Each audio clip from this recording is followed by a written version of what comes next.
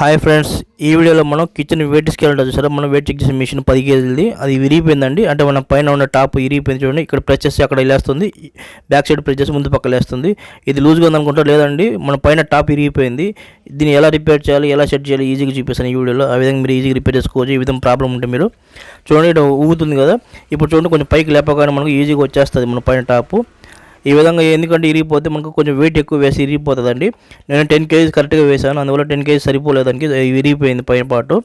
మీరు నార్మల్గా పట్టుకున్నా కూడా ఇరిగిపోతే. ఇక్కడ చూడండి, స్క్రూ చూడండి, మధ్యలో విరిగిపోయి లోపల కనిపిస్తుంది చూసారా. ఈ విధంగా ఇరిగిపోయింది, లోపల పాటు ఆడుంది.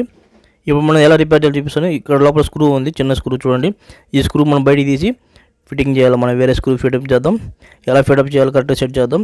ఫస్ట్ మనం ఓపెన్ చేద్దాం.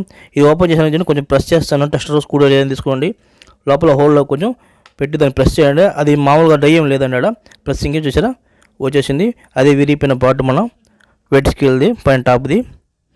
ఇప్పుడు చూడండి, పెట్టి చూపిస్తాను. ఈ విధంగా ఉంది. ఇప్పుడు మనం చేసిన కొంచెం పెద్ద స్క్రూ తీసుకున్నాను, కొంచెం వాషర్ లేకుండా నేను నట్టు తీసుకున్నాను. వాషర్ ఉంటే తీసుకోండి మీ ఇష్టం. ఈ నట్టు ఎందుకు వేసానంటే కొంచెం పెద్దది కాబట్టి స్క్రూ కరెక్ట్ సైజ్ దొరకలేదు. ఇప్పుడు మనం మనం హోల్లో తీసుకున్నాం, బ్యాక్ సైడ్ నుంచి ఎక్కడ బిగించాలి అక్కడే.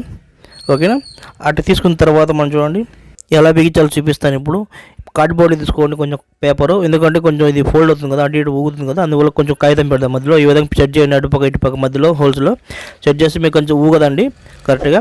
ఇప్పుడు మనం కరెక్ట్గా అటు పెట్టి మనం కరెక్ట్ హోల్ కాడ స్క్రూని కరెక్ట్ టైట్ చేయండి. ఆ స్క్రూ కూడా కరెక్ట్ సైజులో ఉండాలి, మళ్ళీ బయటికి రాకూడదు. అందున ఇప్పుడు చూడండి, మనం అటుపక్క ఇటుపక్క ప్రెస్ చేస్తాను, మనం ఊగడం లేదు. ఇప్పుడు వెయిట్ చేసి చెక్ చేద్దాం. రిపేర్ అయిపోయింది, ఈజీగా పనిచేస్తుందండి. కరెక్ట్ వెయిట్ చెక్ చేద్దాం. 19 గ్రామ్స్ ఉంది మన స్క్రూ డ్రైవరు. కరెక్ట్గా చెక్ చేయాలంటే మనం చూడండి, ఇది 200 గ్రామ్ మన పేస్ట్. ఇది 200 గ్రాముల పేస్ట్ మనకు కరెక్ట్గా రాదండి, కొంచెం ఎక్స్ట్రా వస్తుంది. ఎందుకంటే మనకు కవరింగ్ ఉంది కదా బయట ప్లాస్టిక్ది. 210 గ్రాములు వచ్చింది, 11 గ్రాములు. ఈ విధంగా మనకు కరెక్ట్గా పనిచేస్తుంది. ఈ విధంగా చూడండి, వెయిట్ స్కేల్ గురించి చాలా వీడియోలు చేశానండి, నా ఛానల్ చెక్ చేసుకోండి.